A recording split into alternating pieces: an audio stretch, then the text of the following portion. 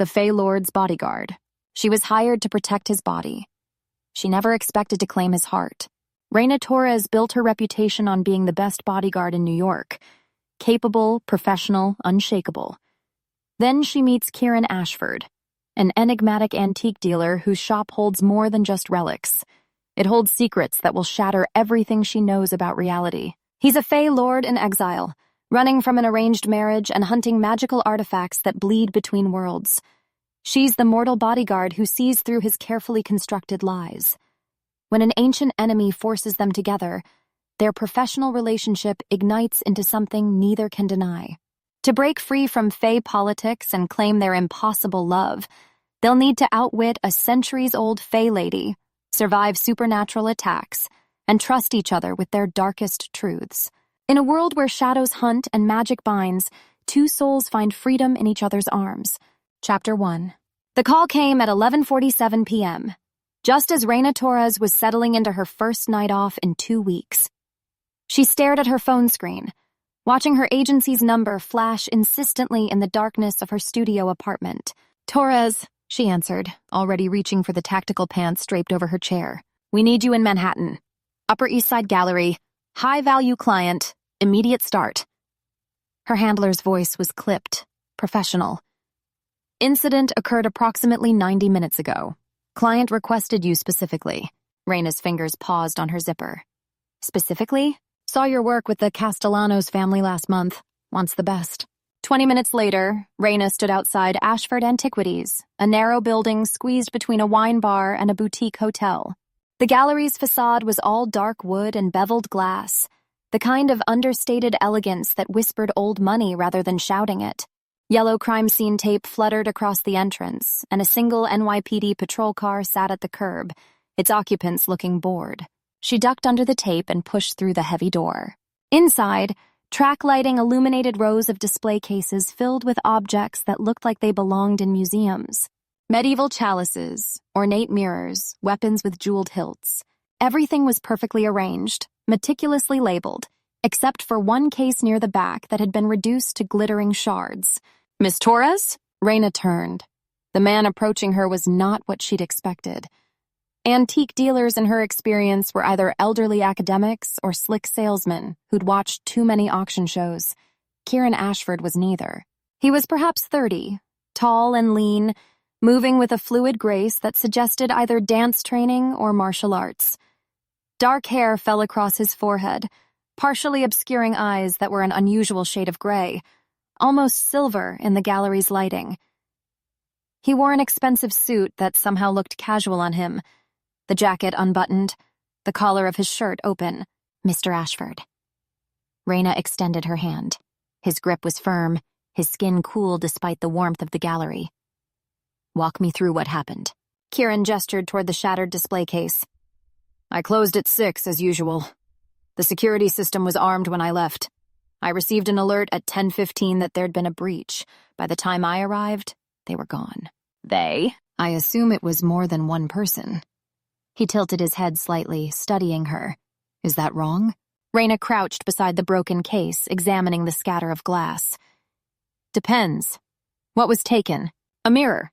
17th century Venetian. Nothing particularly valuable, perhaps 15,000 on the open market." She glanced up at him. "You're telling me someone broke in here, passed your security system, ignored the medieval chalice worth 6 figures in the case next to this one, and stole a mirror worth the price of a used car?" "Yes. That makes no sense, Mr. Ashford. Call me Kieran." He smiled, and there was something unsettling about the expression. Not threatening precisely, but other. Like he was amused by a joke she wasn't privy to. "And you're right, of course. It makes no sense at all. Which is why I need protection." Reyna stood, brushing glass dust from her knees. "Protection from what? A thief who steals the wrong items?" "From whoever comes back for the rest." She studied him more carefully. His calm was wrong for the situation. Most victims she'd worked with were shaken, angry, violated by the invasion of their space. Kieran Ashford stood among the wreckage of his gallery looking like he was waiting for a dinner reservation. "I need to see the security footage," Reyna said. "Of course." He led her to a small office behind the main gallery. The space was as pristine as the showroom, everything in its place. A laptop sat open on an antique desk, and Kieran pulled up the security program with practiced ease. The footage was strange from the first frame. The camera showed the back of the gallery at 10:14 p.m., everything still and silent. Then, at 10:15:03, the display case simply exploded. No one approached it. No one touched it. The glass burst outward as if from internal pressure, and the mirror inside shattered into fragments. But that wasn't the impossible part. As Reyna leaned closer to the screen, she saw them. Shadows that moved wrong, flowing across the floor toward where Kieran stood frozen in the doorway. The shadows reached for him with appendages that shouldn't exist, stretching and grasping like living things. She rewound the footage, watched it again. The shadows moved independently of any light source, defying every law of physics she understood. "This is edited," Reyna said, but her voice lacked conviction. "No," Kieran replied quietly, "it's not." She turned to face him, one hand moving instinctively to the grip of her holstered Glock. "What is this? What am I really looking at?" "Something you're not ready to know." He didn't move, didn't reach for a weapon of his own, but his gray eyes had gone hard. "I'm offering you a job, Miss Torres. A simple protection detail. Follow me, keep me alive, ask no questions beyond what's necessary for my safety. 2 weeks, triple your usual rate, plus expenses. I don't work for clients who lie to me. I haven't lied. I've simply declined to explain things that would sound insane." Reyna should have walked out. Every instinct she'd honed over 8 years in private security screamed at her to refuse this job, to get as far from Kieran Ashford and his impossible shadows as possible. But she'd built her reputation on being the best, on taking the jobs other people wouldn't touch. And there was something else. A curiosity that bordered on compulsion, a need to understand what she'd just seen. "Triple rate," she said finally, "plus expenses. And I reserve the right to walk if I determine the situation is beyond my capabilities." "Agreed." Kieran extended his hand again. This time, when their fingers met, Reyna felt something she couldn't name. A warmth that spread from the point of contact up her arm, settling somewhere in her chest. She pulled back quickly, professional distance reasserting itself. "I'll need complete access to your schedule," she said. "Where you go, I go. No exceptions." "Of course." "And Mr. Ashford?" "Yes." "Whatever is really happening here, whatever you're not telling me, I will figure it out." That unsettling smile returned. "I'm counting on it, Miss Torres." Chapter 2. Cracks in Reality. 3 days into the job, Reyna had learned several things about Kieran Ashford. He kept perfect hours, opening the gallery at 9 and closing at 6. He drank his coffee black and could identify the origin of any antique within seconds of examining it. He spoke at least 4 languages fluently and read a 5th, some archaic dialect she didn't recognize from the leather-bound books he kept in his office. He was also, without question, not entirely human. The evidence accumulated in small ways. His reflection in mirrors was slightly delayed, following his movements a fraction of a second behind. He cast 2 shadows when he should cast 1, the second barely visible, stretching in the wrong direction. And his clients, the ones who came for specific items and left quickly, always looked relieved to be leaving. She started documenting everything, photographing the unusual burn patterns around the broken display case, patterns that spiraled inward rather than outward, recording the times when the gallery's lights flickered without explanation. Noting that Kieran never ate in her presence, though he must eat sometime. On the 4th day, he announced they were making a pickup. "Where?" Reyna asked, checking her weapon out of habit. "Red Hook. An associate has an item I need to retrieve." The drive to Brooklyn was quiet. Kieran navigated the late afternoon traffic with the same preternatural calm he brought to everything, while Reyna scanned the streets for threats.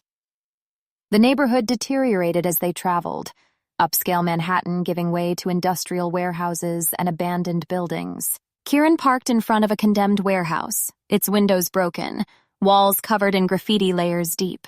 "You're serious," Reyna said. "Perfectly." He stepped out of the car, and she followed, one hand resting on her holstered weapon. The interior of the warehouse was worse than the exterior suggested. Trash littered the concrete floor, and the air smelled of decay and human waste.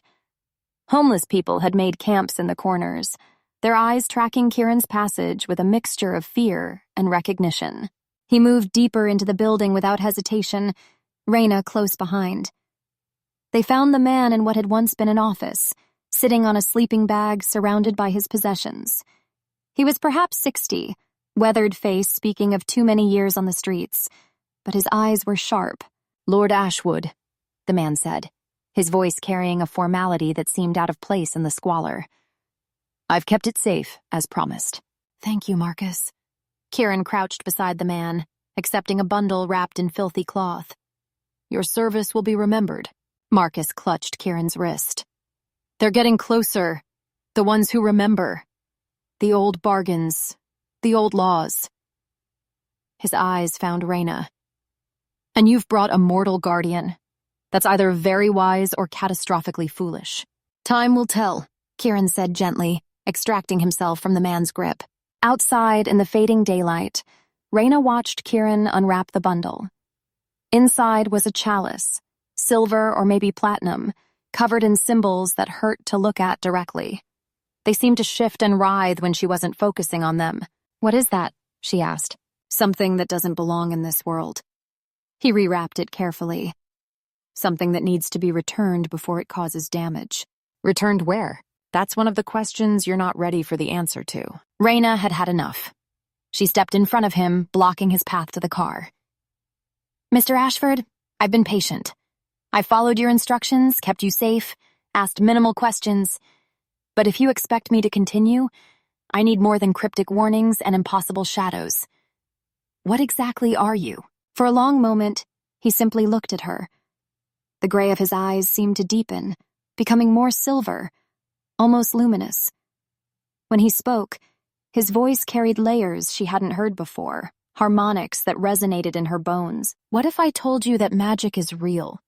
That the world you think you know is only half the story, and the other half exists in spaces between seconds, in reflections that last too long, in the corner of your eye where impossible things lurk?"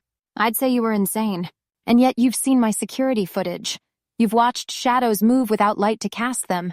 You've felt something wrong about this gallery, about me since the moment we met." He stepped closer, close enough that she had to tilt her head back to maintain eye contact. "I'm trying to protect you, Miss Torres. The less you know, the safer you are." "That's not your decision to make." Before he could respond, the attack came. They emerged from the warehouse's shadows, 3 figures that were barely there, more suggestion than substance. Wraith-like entities that moved with predatory grace, their forms bleeding darkness into the air around them.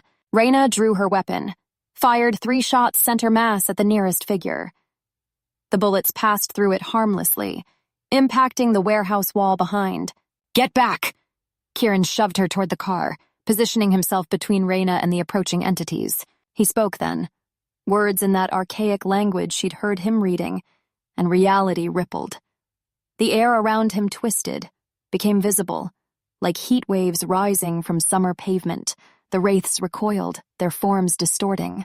Kieran continued speaking, his voice rising, and his eyes blazed silver, no longer even attempting to appear human.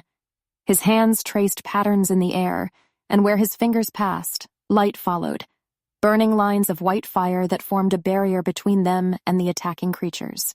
The wraiths shrieked, a sound that existed partially in her mind, and retreated into the shadows.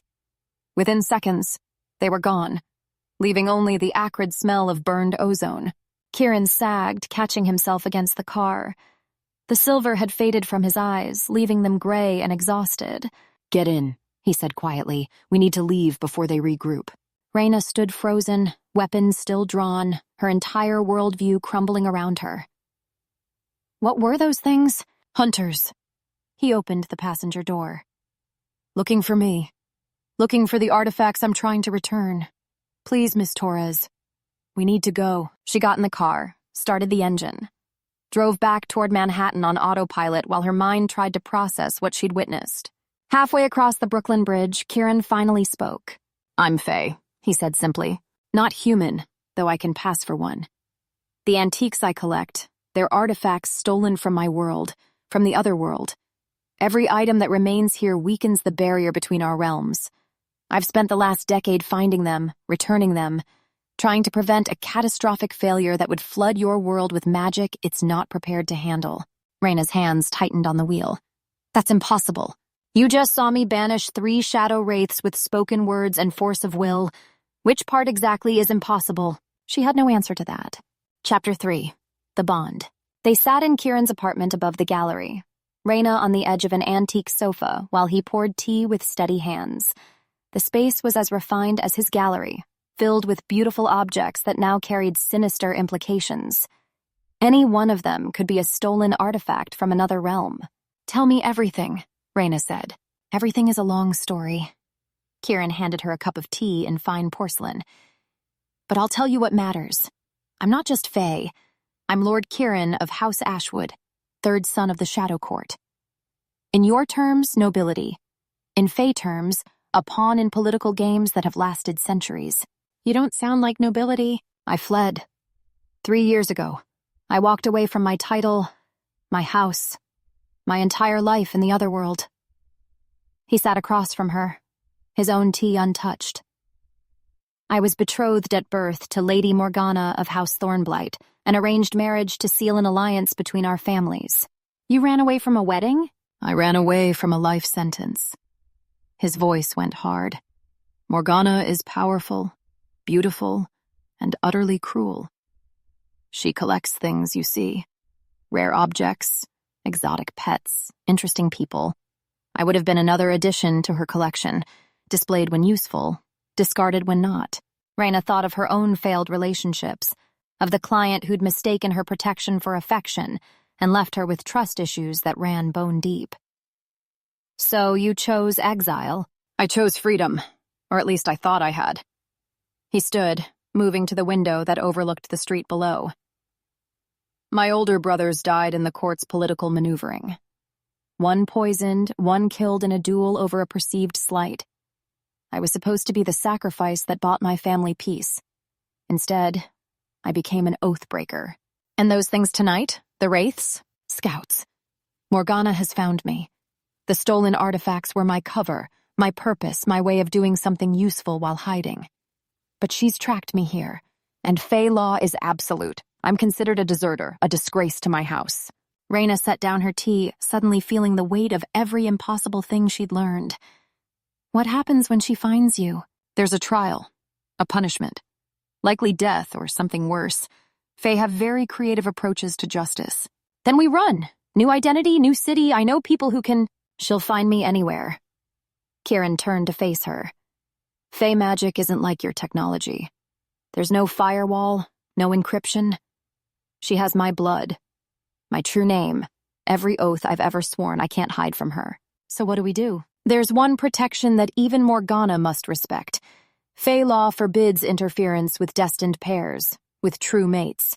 The bond between mates is considered sacred, inviolable. Reyna understood where this was going before he said it. You want to fake it? Yes.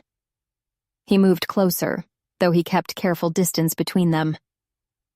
A temporary mark, a magical binding that will read as authentic to other Fae. It will last 2 weeks, maybe 3. Long enough for me to return the final artifacts, settle my affairs, and disappear somewhere she won't think to look. And what happens to me after those 2 weeks? The mark fades. You go back to your life and I vanish from mine. You'll be compensated, of course, far beyond our original agreement. Reyna should have refused. This was beyond any contract, any professional boundary. But she thought of the wraiths, of the fear she'd seen bleeding through Kieran's careful composure. And she thought of her sister, of the abusive ex she'd failed to protect her from, of all the ways she'd learned to recognize when someone needed help they were too proud to ask for. What does this marking involve? A ritual. Blood magic, which sounds worse than it is. I'll bind a thread of my life force to yours, creating a resonance that other Fae can sense. It will feel intimate. You'll sense my emotions, my physical state. The connection goes both ways. How intimate? You'll know when I'm nearby, even if you can't see me. Strong emotions will bleed through. Pain, fear, joy. It's uncomfortable but not dangerous. Reyna stood, pacing the length of the apartment. Every rational part of her mind screamed that this was insane. But she'd already crossed the line into insanity the moment she'd watched shadows move with malevolent intelligence. If I agree, what are the risks? Minimal. The mark is temporary magic designed to fade. In 2 weeks, you won't even remember what my heartbeat sounds like. And if Morgana discovers the deception, then we both die, probably painfully. The honesty was almost refreshing. Reyna turned to face him, studying the man who claimed to be Fey nobility slumming as an antique dealer. He looked human, tired and worried and trying to be brave about it. But she'd seen his eyes glow silver, seen him reshape reality with words. "Show me the ritual," she said. Relief washed across his features. "Thank you." He retrieved a small knife from a locked drawer, its blade etched with symbols similar to those on the chalice they'd recovered. "We'll each make a small cut here." He indicated his left palm. "The blood mingles and I speak the binding words. The magic does the rest." "That's it? That's it?" It wasn't. The moment their blood touched, Reyna felt the world tilt. The thread Kieran had described wasn't a thread at all, but a flood, a tide of sensation that crashed through every defense she'd built. She felt his heartbeat synchronize with hers, felt his emotions crash into her mind like waves. Terror, bone-deep, soul-crushing terror that he'd hidden behind that calm facade. And beneath it, loneliness so profound it made her want to weep. The magic spiraled between them, silver light that was visible even in the apartment's bright lighting. It wrapped around their joined hands, climbed their arms, settled into their chests like a living thing. When it finally faded, Reyna pulled back, gasping. "You said it would be uncomfortable. I didn't know." Kieran looked as shaken as she felt. "The ritual is supposed to fake a connection, not... This shouldn't have been so intense." "What does that mean?" "I don't know." He examined the mark now visible on his palm, a silver scar in the shape of interlocking circles. "But we're bound now. For better or worse, Miss Torres, we're in this together." Reyna looked at her own palm, at the identical mark burned into her skin. She could feel Kieran's presence even though he'd stepped back, could sense the rapid beat of his heart, the confusion swirling through his mind. "You can call me Reyna," she said quietly. "If we're going to be mystically bonded, we should probably be on a first-name basis." His laugh was startled and genuine. "Fair enough, Reyna." The way he said her name, with that slight accent that suggested he'd learned English as a second or third language, sent warmth through the bond. She felt his awareness of her, his gratitude mixed with guilt. "Stop that," she said. "Stop what?" "Feeling guilty. I agreed to this. I knew the risks. You didn't know it would be this invasive." "No," she admitted. "But I'm a professional. I'll manage." Chapter 4. Playing the Part. The Fae gathering existed in a pocket of Central Park that Reyna had walked past 1,000 times without seeing. Kieran explained it as they approached. Fae magic created spaces between moments, places that existed in the pauses between heartbeats, invisible to those without the blood or the invitation to see them. "Stay close to me," he warned as they stepped off the main path. "And don't accept food or drink from anyone. Standard fairy tale rules? They're not tales, and the rules exist for good reasons." One moment they were walking through trees, and the next, reality shifted. The park transformed into something from a dream or a nightmare. Trees grew taller, their leaves shimmering with bioluminescence. The grass beneath their feet felt too soft, too perfect. And everywhere, Fae moved through the space with casual grace. They were beautiful and terrible. Some appeared nearly human, distinguished only by their too perfect features and eyes that reflected light like cats. Others made no attempt to blend, their forms stretched or compacted, adorned with features that should be impossible. Wings like stained glass, skin that rippled with patterns, hands that ended in too many fingers or too few. All of them turned to look as Kieran and Reyna entered their space. "Lord Ashwood," a voice called out, musical and mocking. "We thought you'd forgotten how to find your way home." A woman approached, tall and impossibly elegant, her skin pale as moonlight and her hair a cascade of midnight blue. She wore a dress that seemed to be woven from shadows, moving independently of any wind. "Lady Severin," Kieran acknowledged with a slight nod. "I'm surprised to see you so far from court." Morgana sends her regards. Severin's eyes, black from corner to corner with no visible iris, fixed on Reyna. And you've brought a pet. How quaint. Reyna felt Kieran's anger spike through the bond, but his face remained impassive. My mate, Reyna Torres. The reaction was immediate. Every fae in the clearing went silent, turning to stare.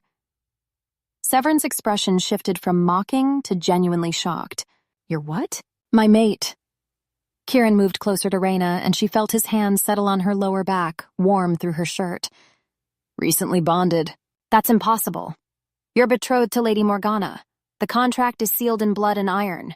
You can't form a mate bond with anyone else. And yet, Kieran held up his marked palm. Severin's eyes narrowed. She moved closer, invading their personal space with the casual arrogance of someone used to deference. Let me see it. Both of you. Reyna held out her hand, fighting the urge to step back. Severin's fingers were cold when they gripped her wrist, and magic surged from the contact. Not painful, but invasive. A probing sensation that made Reyna's skin crawl. The mark is real, Severin said slowly. But that proves nothing.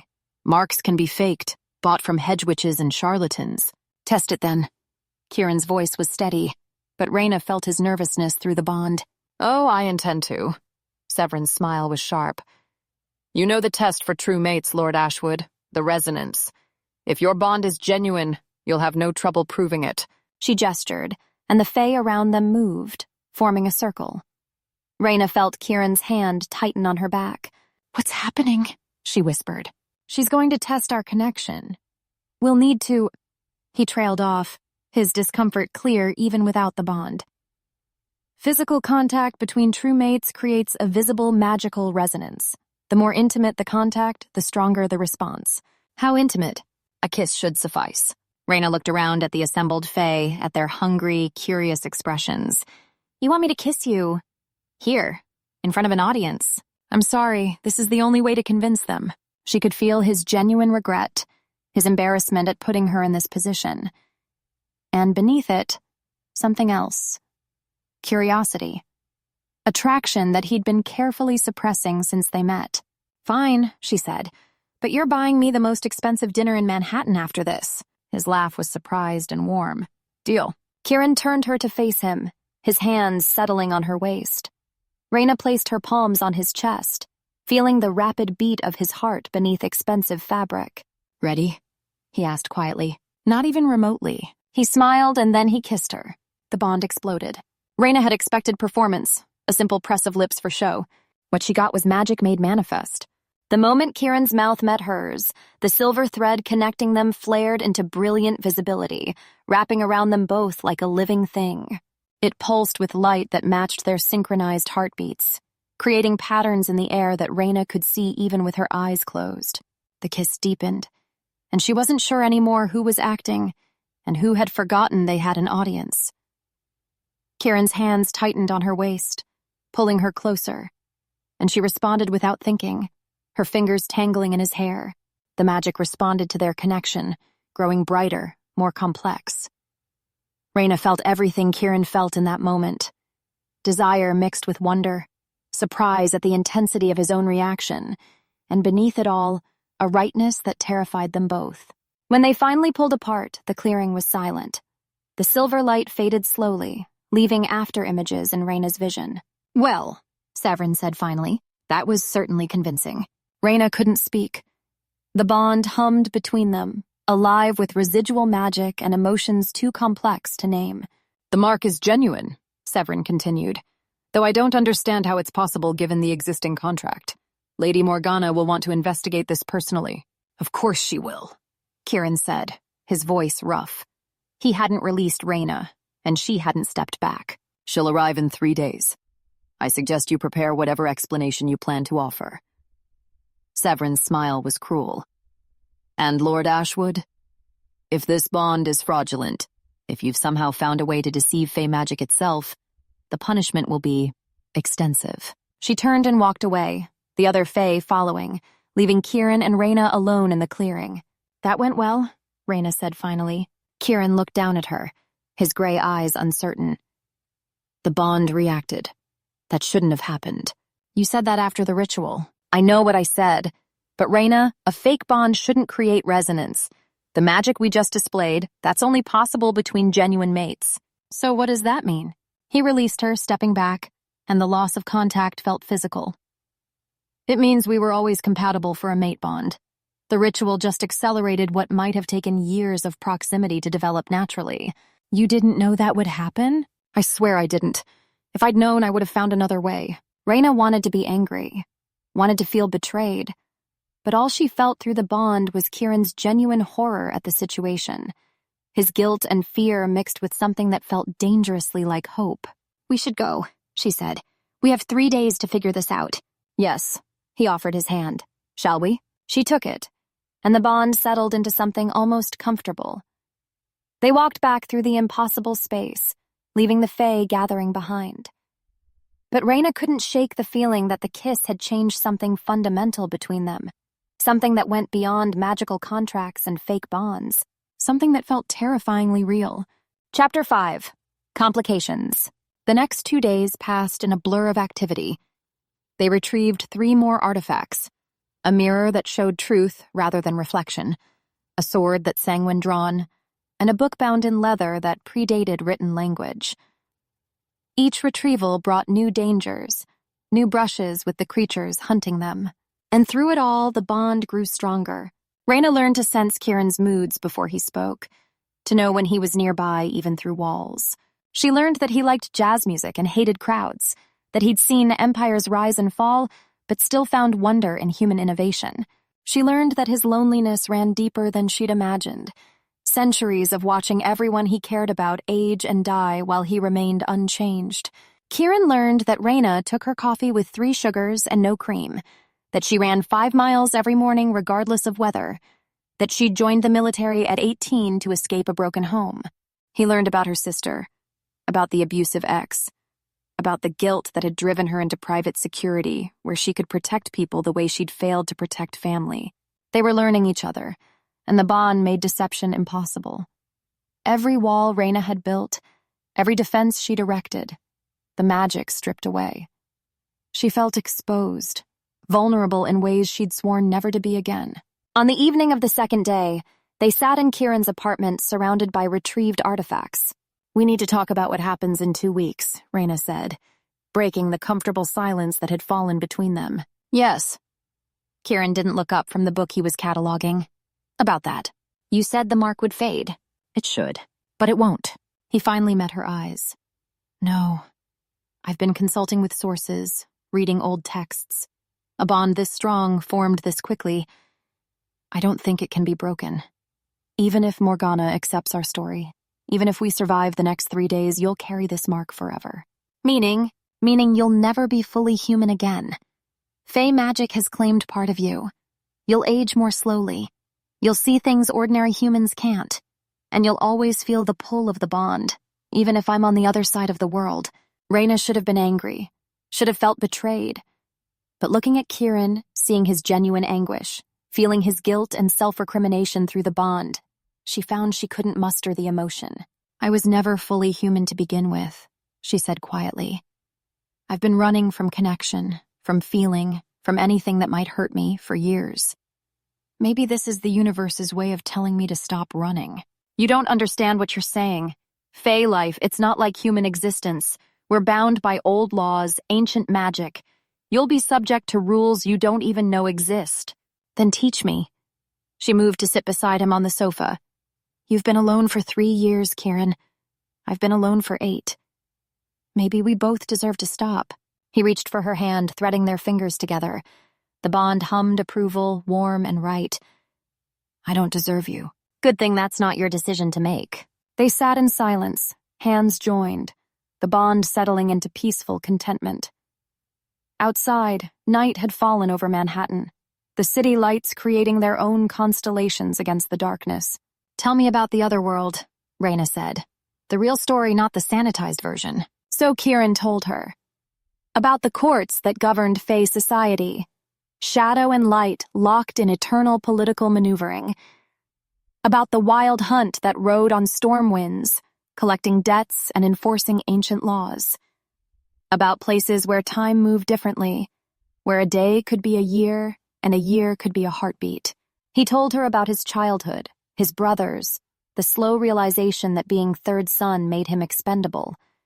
He told her about Morgana, about the cruelty masked as elegance, the casual violence of fey nobility, and Reyna told him her stories. About growing up poor in Queens, about a mother who worked 3 jobs and a father who'd left before she could remember him. About her sister Maria, about the boyfriend who'd started with small cruelties and escalated until Reyna had walked in to find Maria with a broken arm and terror in her eyes. "I got her out," Reyna said. "Got her to a shelter, helped her file charges. But I was too late. The damage was done, and she's never really recovered. She's safe now, living in California with a good man who treats her right. But she's not who she was before. You did everything you could. I should have seen it sooner, should have recognized the signs. We can't change the past." Kieran's thumb traced patterns on her palm. "Only move forward and try to do better." "Is that what this is? Us moving forward?" "I think it might be." He hesitated. "If you'll have me. Not as a client, not as a protection detail, as whatever we're becoming." Reyna turned to face him fully. "I have conditions." "Name them." "Honesty, always. No more secrets, no more half-truths. If we're doing this, I need to know everything." "Agreed. And you have to let me protect you. I know you're Fae, I know you're powerful, but this is what I do. You don't get to push me away when things get dangerous." "That one might be harder.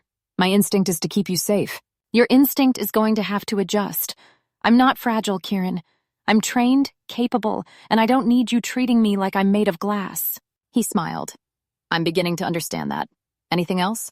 "If this goes wrong, if Morgana exposes the bond as fake, or finds some way to punish us, you don't get to sacrifice yourself heroically. We face it together, or not at all." "Reyna." "Together. That's non-negotiable." For a long moment, he simply looked at her. Then slowly, he nodded. "Together." She leaned forward, and this time when they kissed, there was no audience, no test to pass. Just them, and the bond, and the terrifying, exhilarating reality of what they were choosing. The magic flared again, but softer now, wrapping around them like a blanket rather than an explosion. Reyna felt safe for the first time in years, felt seen in a way that went beyond physical sight. When they finally pulled apart, Kieran rested his forehead against hers. "One day, until Morgana arrives. Then we better make it count." Chapter 6. The Unraveling. The Truth Mirror was the last artifact, the final piece Kieran needed to return before facing Morgana. It sat on a velvet cloth in the center of his gallery, its surface darker than normal glass, reflecting nothing until someone looked directly into it. "What does it show?" Reyna asked. "Truth. The nature of things as they really are, stripped of glamour and illusion." Kieran circled it warily. "It's one of the most dangerous artifacts to exist in either world. Truth, unfiltered and absolute, destroys more lives than any weapon." "Why hasn't someone destroyed it?" "Because it's indestructible, Fey craftsmanship at its finest. The only safe place for it is back in the other world, locked in vaults that predate written language." Reyna moved closer, drawn despite Kieran's warning. "What would it show me?" "Don't!" But she was already looking. Her reflection stared back, but it was wrong. Silver light traced patterns beneath her skin, following her veins, concentrating around her heart. The mark on her palm blazed with the same light, and thin threads of magic extended from it, wrapping around her ribcage, sinking into her chest. She looked fey. Not entirely, but enough. The transformation had already begun. "Reyna, step back!" Kieran's voice was urgent. But the mirror held her transfixed. The silver light pulsed in rhythm with her heartbeat, and she could see the bond connecting her to Kieran, a physical manifestation of magic that would never fade, never break. "I look like them," she whispered. "Like you. The bond changes both partners. I should have warned you, but I hoped. I thought we might find a way to reverse it before the transformation became permanent." She finally looked away from the mirror, finding Kieran's face drawn with worry. "Can it be reversed?" "No. Once Fey magic takes root this deeply, it's permanent. You'll live for centuries, Reyna. You'll watch everyone you know age and die. You'll be subject to Fae law, Fae politics, all the things I was trying to protect you from. The magnitude of it crashed over her. Her sister would grow old while Reyna remained unchanged. Her friends, her colleagues, everyone she knew would be dust while she continued, marked by magic she'd never asked for. Why didn't you tell me this would happen? I didn't know. The ritual should have created a temporary mark, nothing more. I've never heard of a bond transforming someone this quickly, this thoroughly. Before Reyna could respond, the gallery's front door opened. They both spun toward the entrance, and Reyna felt her hand move to her weapon. The woman who entered made Kieran look almost human by comparison.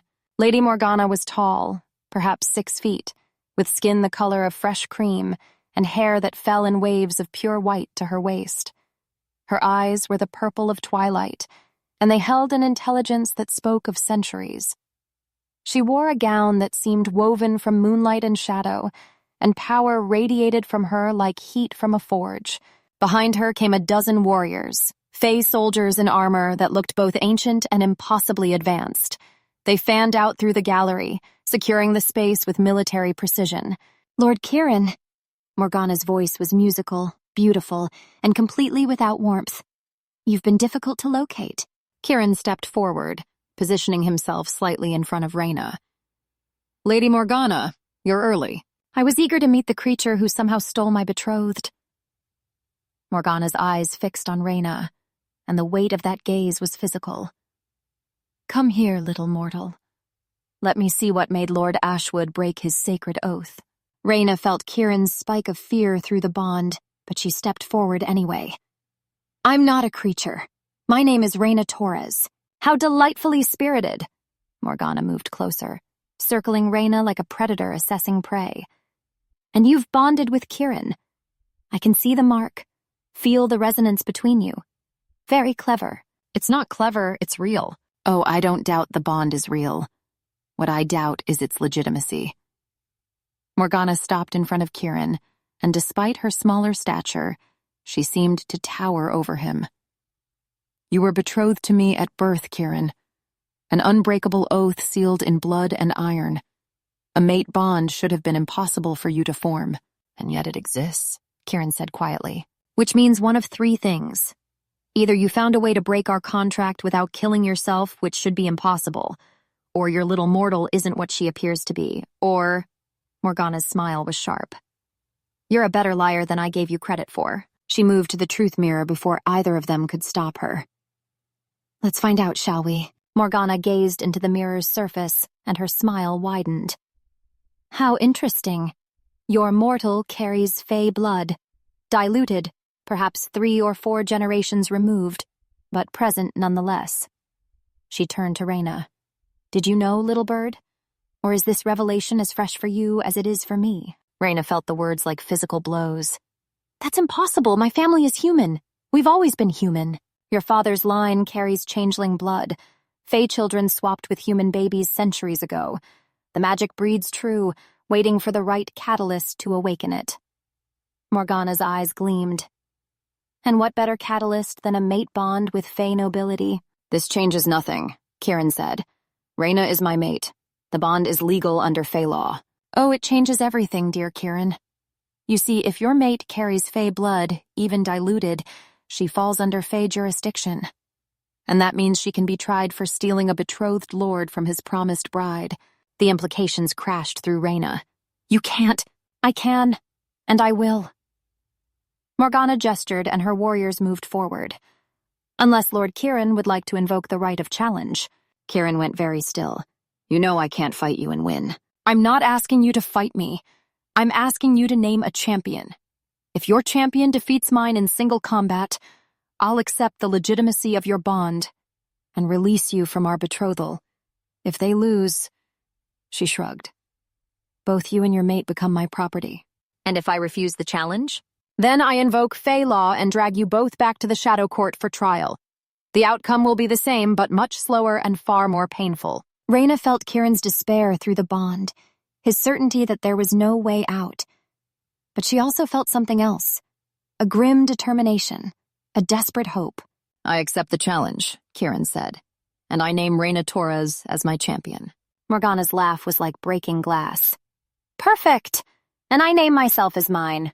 We duel in 24 hours in the traditional grounds. Prepare yourself, little bird.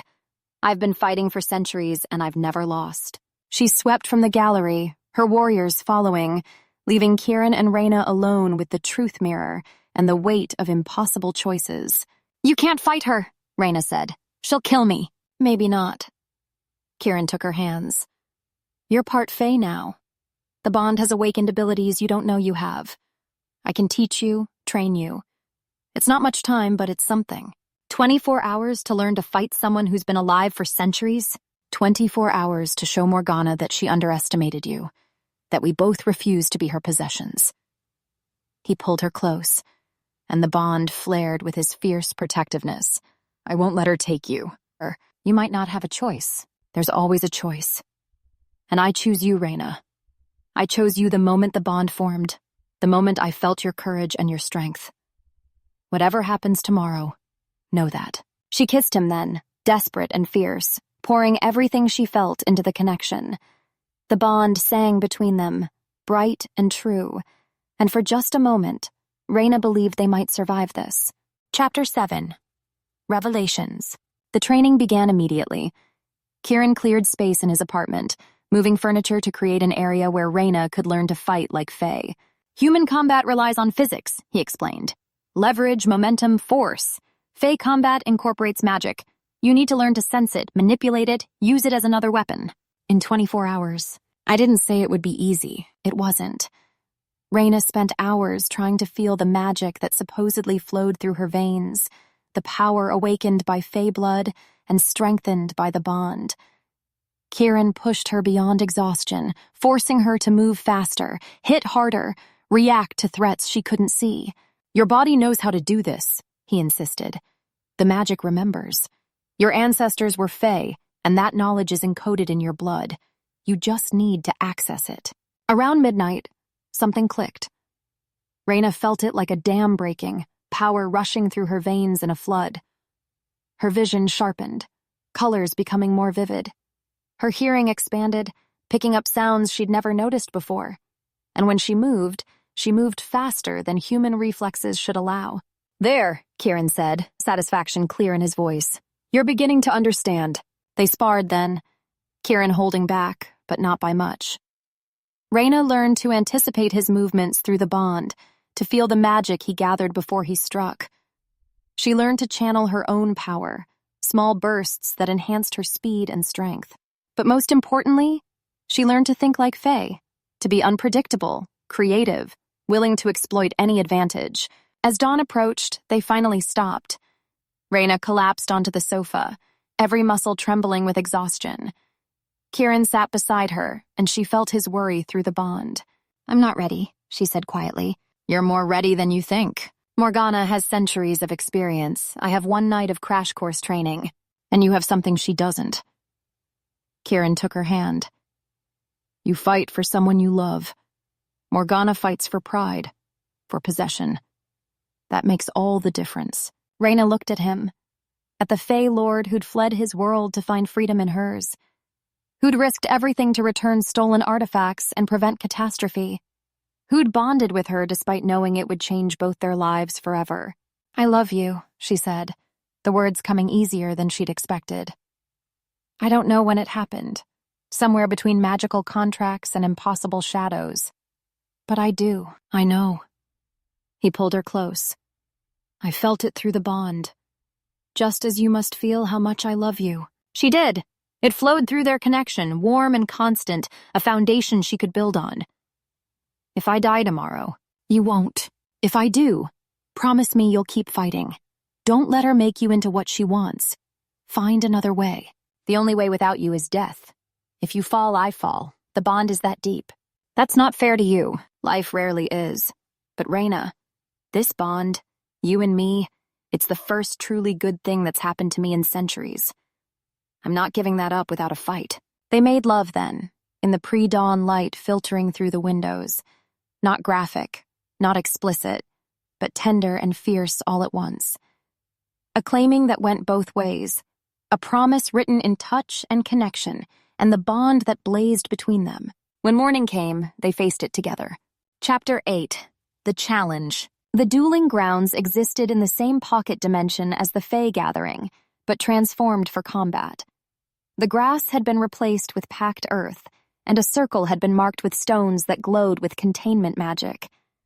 Fae nobility filled makeshift stands, eager to witness the spectacle. Morgana stood at one end of the circle, looking fresh and beautiful in fighting leathers that probably cost more than Reyna's car. She held a sword that seemed to be forged from shadow, its blade drinking light. Reyna wore borrowed armor, Fae-made and lighter than it looked. Kieran had given her a blade from his collection, iron forged with human steel, a weapon that could harm Fae as easily as mortals. "You don't have to do this," Kieran said one last time. "Yes, I do." Reyna kissed him. "Trust me. Always." She entered the circle and the containment magic activated. No one could interfere now. This was between her and Morgana. "Last chance to yield," Morgana called. "Submit now, and I'll make your service pleasant." "I'd rather die." "That can be arranged."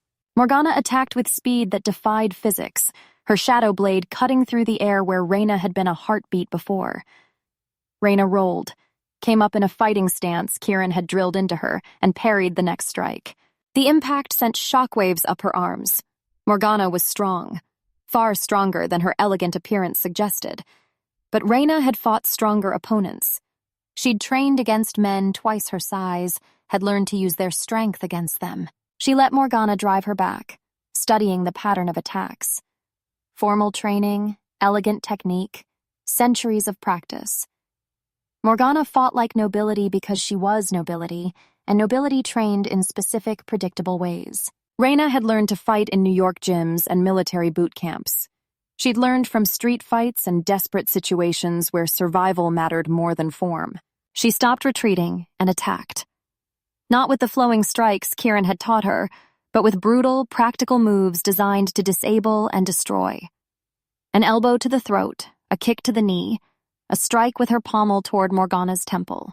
The Fae lady blocked them all, but her expression shifted from amused confidence to focused concentration. "Interesting," Morgana said. "You fight like vermin, all teeth and desperation." "I fight to win." They clashed again, and this time Reyna channeled the magic Kieran had awakened. She moved faster, struck harder, using every advantage the bond provided. She could feel Kieran's presence even outside the circle, could draw on his strength when her own flagged. But Morgana had magic too, centuries more practice controlling it. Shadow wrapped around Reyna's ankles, tried to trip her. Morgana's blade seemed to multiply, striking from impossible angles. Reyna took a cut to her shoulder, felt blood start to flow. Through the bond, she felt Kieran's pain echo her own, his terror that she would fall. She couldn't fall. Wouldn't fall. Not when Kieran's freedom depended on her victory. Morgana pressed her advantage, driving Reyna to the edge of the circle. "Yield. You're bleeding, exhausted. This farce has gone on long enough." Reyna looked past Morgana, met Kieran's eyes, saw his faith in her, his love, his absolute certainty that she would find a way. She noticed something then. Morgana's shadow attacks followed patterns, rhythms learned from formal training.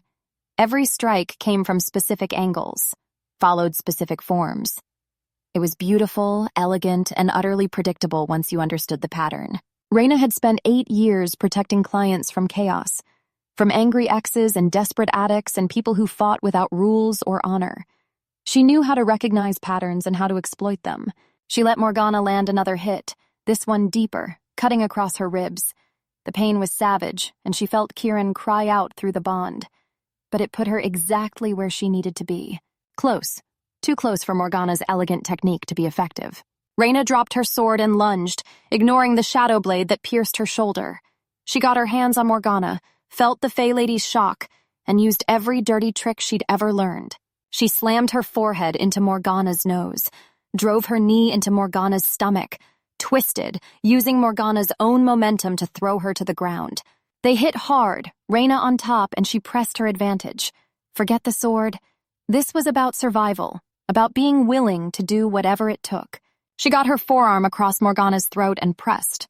Not enough to kill, but enough to cut off air, to force submission. "Yield!" Reyna gasped. Blood poured from her wounds, and she could feel Kieran's agony through the bond. Yield or I crush your throat. Morgana's eyes blazed with fury and something that might have been respect. She tried to gather shadow magic, but Reyna pressed harder, felt cartilage begin to give. Yield, Reyna repeated. For a long moment, nothing. Then Morgana tapped the ground 3 times. The traditional signal of submission. The containment magic released and Reyna rolled away. She tried to stand, but her legs wouldn't support her. Blood loss, exhaustion, pain that screamed through every nerve. Kieran was there instantly, catching her before she collapsed. You did it. You won. The wounds, Reyna managed. Bond, you're hurt too. I'll heal. We both will. He pressed his hand to her shoulder, and silver light flowed from him into her. Fae healing, mending torn flesh, stopping the bleeding. Morgana climbed to her feet, her perfect composure shattered. Blood ran from her broken nose, and her breathing was ragged. But when she spoke, her voice was steady. The challenge is decided. Your bond is legitimate, Lord Kieran. I release you from our betrothal. The assembled Fae erupted in shocked murmurs. Broken betrothals were rare. Defeat in single combat rarer still. But Morgana wasn't finished. However, you deserted the Shadow Court. You broke your oaths, abandoned your house. That crime remains unanswered. Lord Severin stepped forward, her expression grave.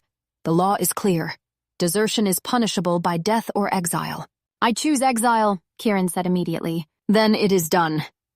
Lord Kieran of House Ashwood is hereby banished from the other world. You may never return. Never set foot in Feylands again. Severin's voice rang with finality. Do you accept this judgment?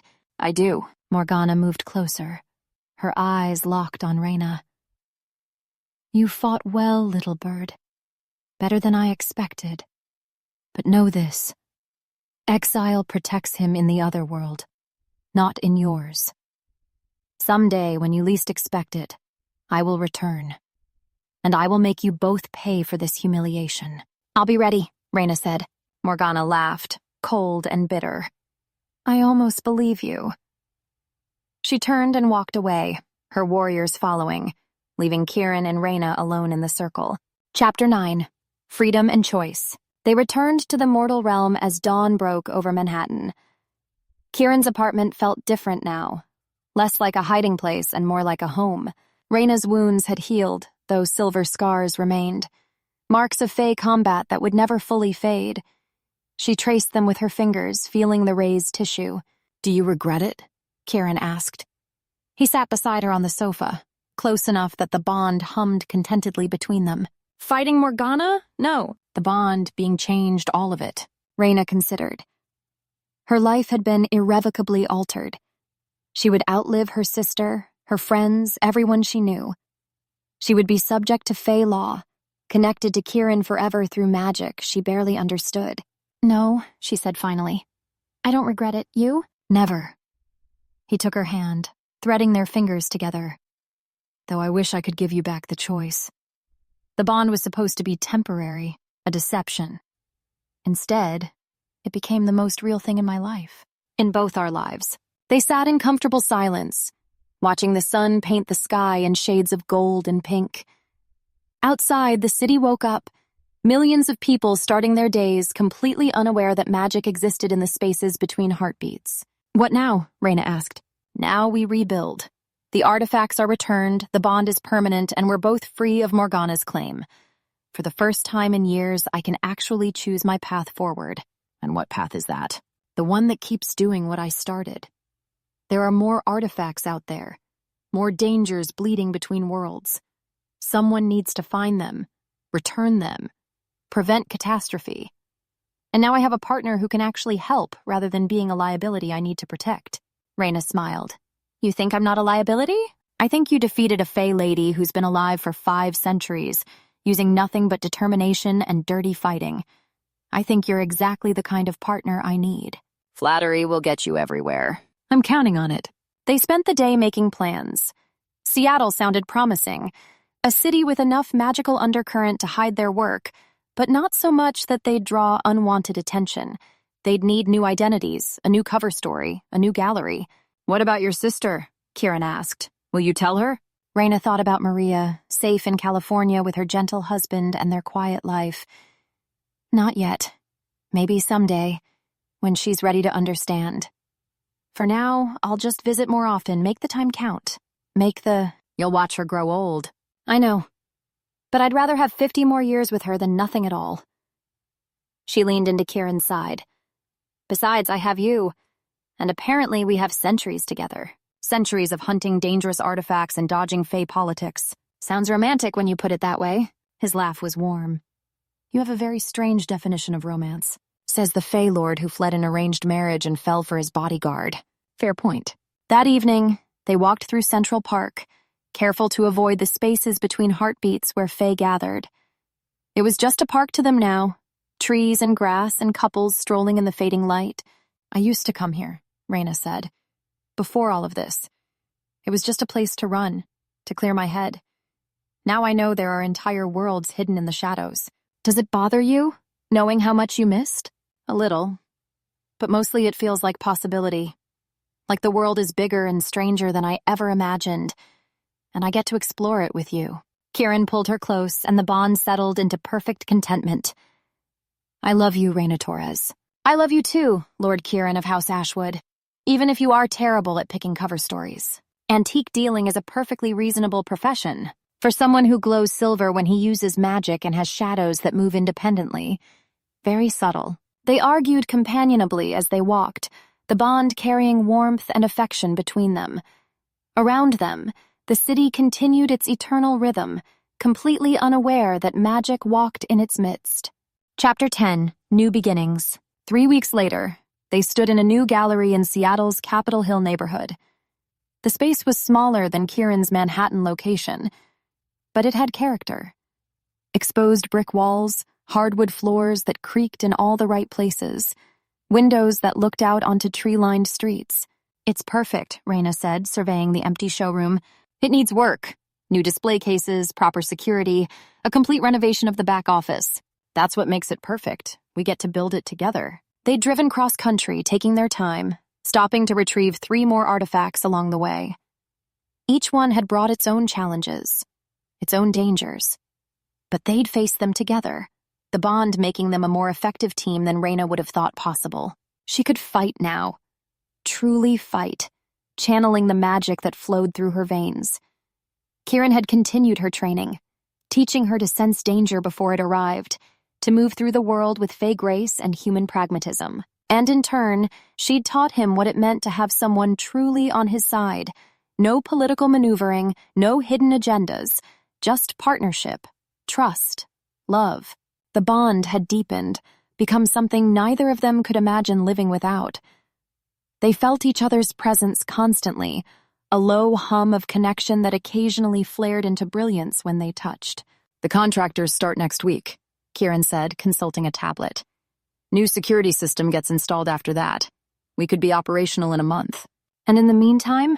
In the meantime, we enjoy being somewhere Morgana doesn't know to look. We explore the city, meet the local Fae community, establish ourselves before diving back into artifact retrieval. Reyna moved to the window, looking out at the street. A coffee shop across the way was doing brisk business, and a bookstore next door had a cat sleeping in the window display. It felt normal, safe, a place where they could build something real. Do you miss it? She asked. The other world, your home. Kieran came to stand beside her, his hand finding hers. Sometimes. I miss the beauty, the magic that doesn't need to hide. But home isn't a place, Reyna. It's wherever you are. That's incredibly cheesy, but true. She turned to face him, the bond warm between them. No regrets? None. You? Not a single one. They kissed then, and the bond flared bright, visible even in the afternoon sunlight. Silver light wrapped around them, a promise and a protection all at once. When they pulled apart, Kieran was smiling. Ready for the next adventure?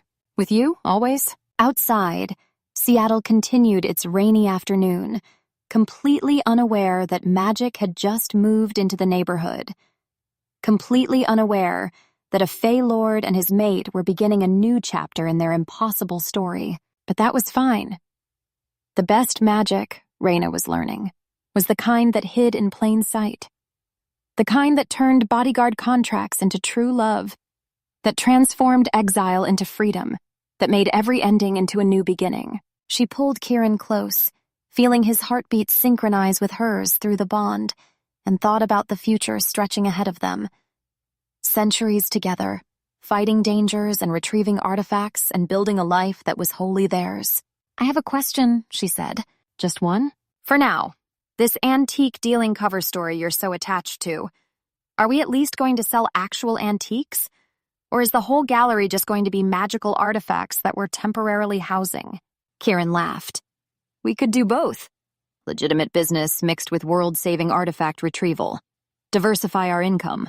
"You're terrible at this, and yet you love me anyway." "And yet I love you anyway," she agreed. They stood together in their empty gallery, the bond humming contentedly between them, ready to face whatever came next. Together, always together, two people who'd found in each other exactly what they needed: freedom, partnership, and a love that transcended the boundaries between worlds. The shadows might hunt them. Morgana might return with her threats.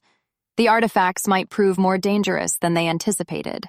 But Reyna Torres and Lord Kieran of House Ashwood would face it all, bound by magic and choice and love, two people who'd stopped running and started building something worth protecting. And in the end, that was all the magic they needed. The end.